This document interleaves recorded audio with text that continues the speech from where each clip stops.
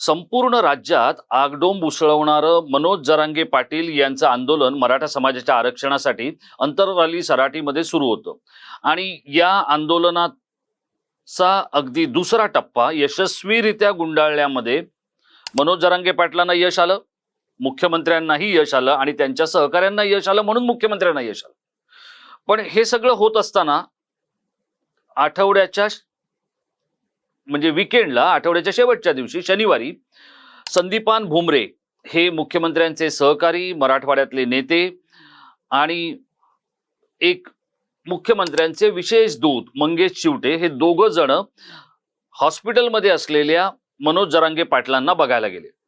त्यांनी तो जी.आर. त्यांच्याकडे दिला आणि तो जी.आर. त्यांना वाचायला सांगितला। त्यांनी तो काळजीपूर्वक वाचला आणि त्यानंतर म्हणजे आता हे आंदोलन संपलं, अगदी अक्षरशः खूपच केविलवाणी स्थिती झाली होती मनोज जरांगे पाटलांची, ती आपण पाहिली। मग त्यांच्यावर उपचारासाठी त्यांना आता गॅलेक्सी रुग्णालयामध्ये दाखल करण्यात आले। तिथे जाऊन या मंत्र्यांनी आणि मुख्यमंत्र्यांच्या खास दूताने त्यांची भेट घेतल्यानंतर त्यांनी मुख्यमंत्र्यांची तारीफ केली, सरकार कामाला कसं लागलंय वगैरे हे सगळं झालं। मनोज जरांगे पाटील यांचा चेहराही काहीसा खुललेला आहे, बदललेला आहे आणि काल म्हणजे शुक्रवारी जो गोंधळ सुरू होता 24 डिसेंबर की 2 जानेवारी याच्यावर आता मनोज जरांगे पाटील यांनी अधिकृतरित्या 24 डिसेंबर ही वेळ दिलेली आहे असं सांगितलं। ही 24 डिसेंबर ही वेळ का दिलेली आहे? कारण याच दरम्यान न्यायमूर्ती शिंदे समितीचा जो कार्यकाळ आहे तो पूर्ण होतोय म्हणून ही वेळ दिली आहे असं सांगितलं जातं। तर त्यावर संदीपान भुमरे यांनी अत्यंत हुशार आणि राजकीय उत्तर दिलं। ते म्हणाले दिवस, तारीख, वेळ हा एक वेगळा विषय झाला, तो पुढे मागे होऊ शकतो, पण सरकारचा हेतू स्वच्छ आहे, मराठा समाजाला आरक्षण द्यायचंय। आता हे सगळं सुरू होत असताना माझ्या मनात एक प्रश्न आहे आणि तो प्रश्न हाचा आपला व्हिडिओ आहे। माझ्या मनातला प्रश्न आहे, मनोज जरांगे पाटील यांचा हार्दिक पटेल होणार की अण्णा हजारे होणार, हाच आता माझ्या समोरचा प्रश्न आहे आणि त्यावरच आज आपण थोडंसं विवेचन करणार आहोत आणि काहीतरी गोष्टी समजून घेणार आहोत। नमस्कार मित्रांनो, मी राजेश कोचरेकर आणि आपण पाहताय आपलं आवडतं न्यूज पोर्टल टाइम महाराष्ट्र। मित्रांनो, मनोज जरांगे पाटील यांच्या आंदोलनाला यश येतंय असं दिसतंय, पण ते यश कायद्याच्या चौकटीत बसवावं लागतं, बसायला हवं, न्यायालयीन प्रक्रियेमध्ये ते टिकायला हवं। हीच सरकारची सगळ्यात मोठी अग्निपरीक्षा आहे आणि ती फक्त एकट्या सरकारची नाहीये, तर ती मराठा समाजाची आहे। याचं कारण असं आहे, तुम्ही तेच मागायला पाहिजे जे तुम्हाला देणं समोरच्याला शक्य होईल। समोरच्याला जे शक्य होणार नाही ते जर मागितलं तर काय होऊ शकतं हे आपण अनेक उदाहरणांमधून पाहिलेलं आहे। बघा, इथे मला एक आपल्याला दाखला द्यायचा आहे। तो दाखला कोणाचा द्यायचा आहे तर उत्तर प्रदेश मधले एक खूप मोठे दलितांचे नेते माननीय काशीरामजी हे नेहमी असं म्हणायचे की समस्या का जो ताला है उसकी चाबी सत्ता की होती है।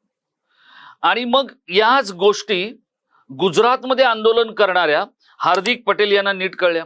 हार्दिक पटेल यांनी पटेल समाजाला आरक्षण मिळावं म्हणून आजपर्यंतच्या गुजरातच्या इतिहासामधलं सगळ्यात मोठं आंदोलन उभं केलं आणि आपण पाहिलं किती प्रचंड मोठं आंदोलन, म्हणजे गुजरातच्या इतिहासातला सगळ्यात मोठा मोर्चा, सगळ्यात मोठी जाहीर सभा याच हार्दिक पटेल यांनी घेतली।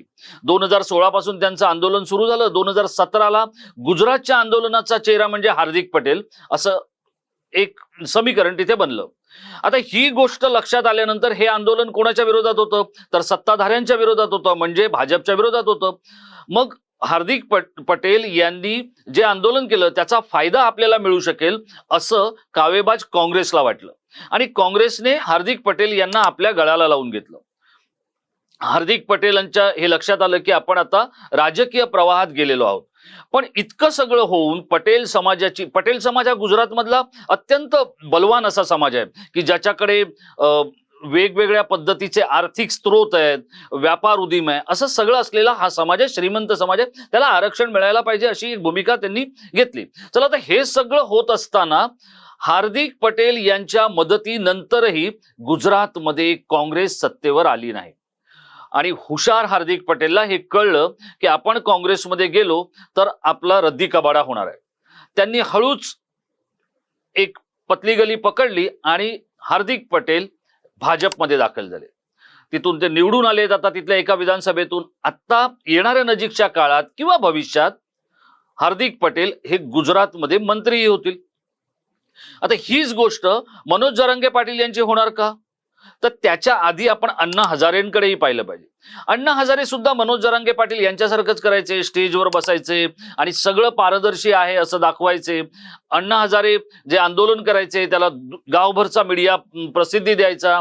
आम्ही सगळे बाईटवाले आणि सगळे वर्तमानपत्रांचे लोक, साप्ताहिकांचे लोक सगळेजण अण्णांच्या दिमतीला त्यांना पब्लिसिटी देण्यासाठी अगदी तत्पर असायचो. अण्णांचं उपोषण हा एक इव्हेंट असायचा, कारण 24 तास तिथे कोणी ना कोणीतरी येत असायचं. बरं, एक गंमत बघा, आता मनोज जरांगे पाटील यांना फोन करण्यासाठी पण नेत्यांची स्पर्धा लागली आहे. कधी नितेश राणे फोन करतात, कधी राज ठाकरे फोन करतात, कधी उद्धव ठाकरे फोन करतात. आणि एरवी बातमीसाठी तपशील न देणारी ही जी समाजातली किंवा ही आंदोलकांची मंडळी आहेत, ही बरोबर या मोठ्या नेत्यांचे फोन आपल्या मुख्य आंदोलकापर्यंत पोहोचवत असतात. आता हे सगळं होत असताना एका बाजूला मुख्यमंत्री स्वतः मराठा समाजाचे, त्यामुळे या मराठा समाजाच्या बद्दल त्यांचं एक स्वतःचं मत असणं हे आपण समजू शकतो, कारण आपण ज्या समाजातून येतो त्या समाजाचं उत्तरदायित्व आपण मानत असतो. मुख्यमंत्री पण तसं मानतात, त्यात काही गैर आहे असं समजण्याचं कारण नाही. कारण जसे हे सगळे नेते म्हणतात की मी सत्तेचा नंतर आहे, आधी समाजाचा आहे, तर ठीक आहे. आता मुख्यमंत्री हे करत असताना आज शनिवारी संदीपान भुमरे यांच्या उपस्थितीत प्रसार माध्यमांसमोर बोलताना मनोज जरांगे पाटलांनी मुख्यमंत्र्यांची तारीफ केली आहे. त्याच्याकडे मी नंतर वळणार आहे. पण हे अण्णा हजारे स्टाईलमध्ये जे काय आंदोलन मनोज जरांगे पाटील यांनी उभं केलं, अण्णा हजारे ही एका वेळेला असं वाटत होतं ही राज्यातली देशातली अशी ताकद होऊ शकते की जी सरकार पाडू शकेल. याचं कारण असं आहे की मनोज जरांगे पाटलांपेक्षा साधी राहणी, चेहऱ्यावरचा अत्यंत निर्विकार निरागस असा भाव आणि एक आपल्यातला सर्वसामान्य वाटणारा माणूस म्हणून अण्णांच्या त्या प्रतिमेकडे पाहिलं गेलं. आता अण्णांनी जेव्हा दिल्लीमध्ये आंदोलन केलं लोकपाल आणि या सगळ्या विषयामध्ये, त्यावेळेला अरविंद केजरीवाल यांनी अत्यंत धूर्त कावेबाज पद्धतीने अण्णांचं जे आंदोलन होतं ते हायजॅक केलं. आणि आता अरविंद केजरीवाल कुठे आहेत हे तुम्ही बघा आणि अण्णा हजारे कुठे आहेत हे तुम्ही बघा. या प्रश्नांची उत्तरं तुम्हीच शोधा. मी तुम्हाला काही सांगण्यापेक्षा अण्णा हजारेंचं काय चाललंय आणि अरविंद केजरीवालांचं काय चाललंय. अरविंद केजरीवाल आता इंडिया या विरोधकांच्या आघाडीतले असे भिडू आहेत की ते कधीही मोदींसमोर आव्हान म्हणून मी आहे असं सांगू शकतात. याचं कारण असं आहे ते एकतर उच्च शिक्षित आहेत, ते सनदी अधिकारी आहेत, त्याचप्रमाणे आता तर त्यांनी 2-2 राज्यांमध्ये 3-3 राज्यांमध्ये सत्तेचा शकट हलवण्या इतपत आपली मजल मारलेली आहे. आणि आता ते सीझन झालेले आहेत, त्यामुळे ते केंद्रीय सत्तेमधला एक हिस्सा होऊ शकतात. म्हणजे हार्दिक पटेलचं आंदोलन हार्दिक पटेलला नेता बनवून गेलं, अण्णा हजारेंचं आंदोलन अण्णांना झेपलं नाही किंवा अण्णांच्या आंदोलनाचा फायदा केजरीवालांनी घेतला आणि आता केजरीवाल हे केंद्रातल्या सत्तेचे दावेदार बनू शकतात. मनोज जरांगे पाटील यांचं असंच होण्याची शक्यता नाकारताही येत नाही. याचं कारण असं आहे की आता त्यांना पॉलिटिकल क्लाउड मिळालेलं आहे. ते म्हणतायत की मी काही राजकारणात जाणार नाहीये, मला राजकारणात जायचं नाहीये. पण आपण हे विसरलं नाही पाहिजे, मनोज जरांगे पाटील हे कोणे एकेकाळी काँग्रेसचे त्यांच्या भागातले स्थानिक पुढारी होते. त्यांच्या असं लक्षात आलं याच्यापेक्षा म्हणजे काँग्रेसच्या कामापेक्षा जर आपण समाजाचं काम केलं तर आपल्याला अधिक मायलेज मिळू शकतं, अधिक काम होऊ शकतं, आणि म्हणून ते तिथे गेले. आता सकल मराठा समाजाने त्यांना आपला नेता मानलेला आहे. बरं, सकल मराठा समाजाने नेता मानलेला मनोज जरांगे पाटील हे पहिले आणि शेवटचे आहेत का? नाही. गेल्या अनेक वर्षामध्ये अनेक नेते बदलले, आंदोलन पुढे होत राहतंय, पण ते कायद्याच्या चौकटीत नियमांच्या अटी शर्तींमध्ये टिकत नाहीये. ही त्या आंदोलनाची सगळ्यात मोठी अडचण आहे. आणि त्यामुळे आता मनोज जरांगे पाटील हे मुख्यमंत्र्यांची तारीफ करतायत का? तर तेही मी आपल्याला सांगतो. मनोज जरांगे पाटील हे स्वतः मराठा आहेत, मुख्यमंत्री मराठा आहेत, आणि त्यांना असं वाटतं की आता या मराठा मुख्यमंत्र्यांनी दिलं तर आपल्याला आरक्षण मिळू शकतं. कारण देवेंद्र फडणवीस यांच्यावर या सगळ्या मंडळींचा प्रचंड मोठा राग आहे.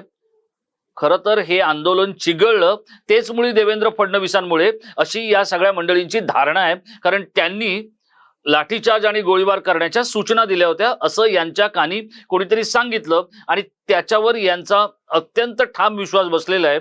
कारण ज्या गोष्टी आणि घटना घडल्या त्यामुळे आता मनोज जरांगे पाटील हे 3ऱ्या टप्प्यातल्या आंदोलनाला सज्ज होणार आहे.